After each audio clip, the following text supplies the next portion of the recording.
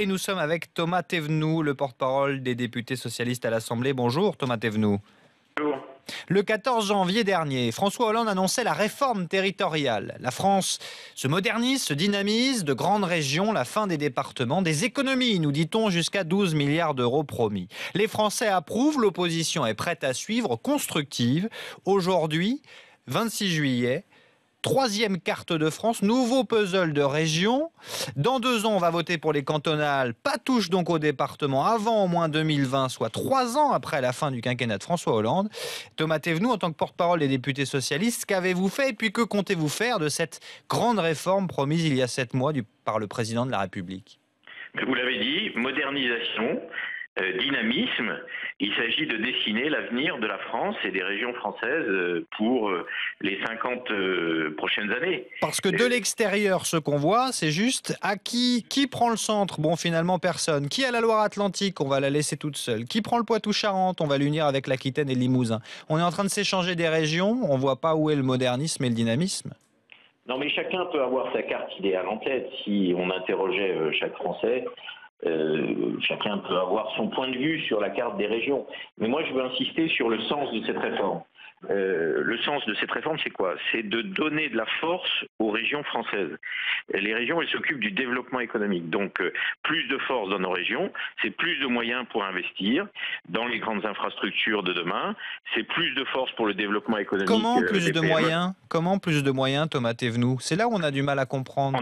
Comment ça va permettre de dégager plus de moyens?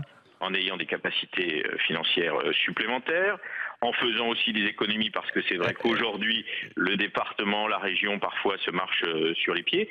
11 milliards de moins donnés par l'État entre 2015 et 2016 et 2017, 1,5 milliard de moins déjà en 2014, donc il va y avoir une baisse des moyens accordés aux régions. Comment elles vont en avoir plus? Il faut faire des économies. Globalement, nous avons voté un plan de 50 milliards d'euros d'économies sur 3 ans. Ça veut dire que les collectivités locales doivent changer et que les doublons, quand on se marche sur les pieds, quand les compétences sont redondantes, ça suffit. Il faut donc moderniser la France et se doter de régions avec des moyens forts dans la compétition internationale pour la compétitivité de nos entreprises. C'est ce que nous faisons. Ça fait 20 ans qu'on en parle. Il y a eu des rapports de toutes obédiences politiques. Mais on est d'accord, Thomas Thévenoud, sauf que les régions, c'est 26 milliards, les départements, plus de 250 milliards. Les départements, ils sont toujours là et ils seront toujours là jusqu'en 2020. Comment, avec juste les régions, on va vraiment dégager des économies? C'est ça que j'ai du mal à comprendre. Ce matin, vous êtes très en forme. Vous jonglez avec les milliards. Moi, je rappelle quel est le sens de cette réforme. 13 régions, des régions puissantes, cohérentes, des régions qui vont investir. C'est ça le plus important. On peut ajouter les milliards aux milliards, on sait qu'il faut faire des économies. Tout le monde le sait, les Françaises et les Français le demandent, le réclament. Sinon, on va être obligé d'augmenter les impôts, on ne le veut plus. Le président de la République a dit il faut baisser les impôts. Donc il faut se réformer, il faut que la France avance, et c'est la raison pour laquelle nous proposons cette carte de 13 régions. Et de nombreux parlementaires, y compris de l'opposition, vous l'avez noté, sont prêts à voter cette carte. Ça va dans le sens de l'histoire, ça fait 20 ans qu'on en parle. Est-ce que dans ce pays, on peut de temps en temps se rassembler, s'unir pour essayer de moderniser la France? Voilà le sens de cette réforme. Mais justement, Thomas Thévenoud, là où je vous suis, on en a parlé bien avant, la commission Balladur le réclamait, François Hollande a dit le 14 janvier, moi je vais la faire. Moi je vais la faire, cette réforme que personne n'ose faire. Et à ce moment-là, oui, mais sauf qu'on nous la vend, et les Français, avaient dit on approuve, parce que eux, la priorité c'était de faire des... Oui, mais c'était de faire des économies. Vous approuvez, une partie de la droite approuve. Non, la droite ne va pas voter, va pas dire oui, la droite ne va pas voter, va s'abstenir. C'est juste qu'on va détricoter, ce que je comprends pas en fait, c'est le but du départ, et c'est 12 milliards d'euros d'économie, Thomas Thévenoud. Ce que j'ai du mal à comprendre, c'est comment ça se fait qu'on va arriver à ce but-là, alors qu'on ne touche qu'aux régions en changeant simplement des unions des unes avec des autres. Les départements restent là, on a quasiment l'impression que tout reste en l'état. Alors si vous me permettez, 2 réponses. Première réponse, on ne touche pas qu'aux régions.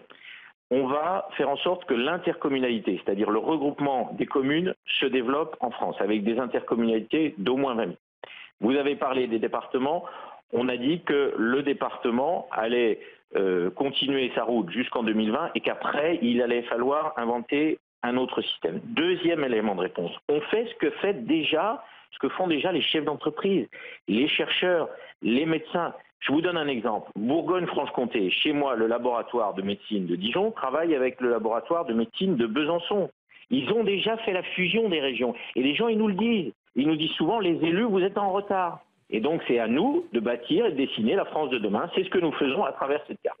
Première étape, carte. Deuxième étape, le nom, trouver une identité aussi à ces nouveaux blocs. Oh bah écoutez, le bloc Bourgogne-Franche-Comté va s'appeler Bourgogne-Franche-Comté. Il n'y a pas besoin d'aller chercher midi à 14h. Il faut faire simple. Et il ne faut pas tomber dans les faux débats identitaires. On va tous garder nos identités. Hein. On est tous français. D'abord, on est français. On est républicains. Ce pays, il a un sens. Donc, on ne va pas tous ensuite repartir dans une tendance régionaliste, identitariste, ou je ne sais quoi. Bon, on n'est pas bonnet rouge, on est d'abord et avant tout français, bon, et républicain. Et donc l'unité de notre pays, c'est important. Mais il faut aussi moderniser et tenir compte évidemment de nos racines, de ce qui fait notre identité. Mais ça, on ne va pas remettre en cause tout ça. Les gens continueront à produire de la cancoyote en Franche-Comté, ils continueront à produire du champagne en Champagne. Tout ça ne va rien changer. Ce qu'il faut, c'est donner du poids, de la puissance, de la force aux régions, notamment en matière de développement économique. C'est ça le plus important. C'est la compétence principale des régions et c'est là-dessus qu'il faut avoir plus de force. Merci Thomas Thévenoud d'avoir été avec nous, porte-parole des députés socialistes à l'Assemblée nationale. Les débats reprennent cet après-midi sur cette fameuse carte des régions, 13 au lieu de 22 régions. Il est 8h15, vous êtes bien sur RMC, Mathieu Béliard, Bourdin Direct. Bourdin Direct.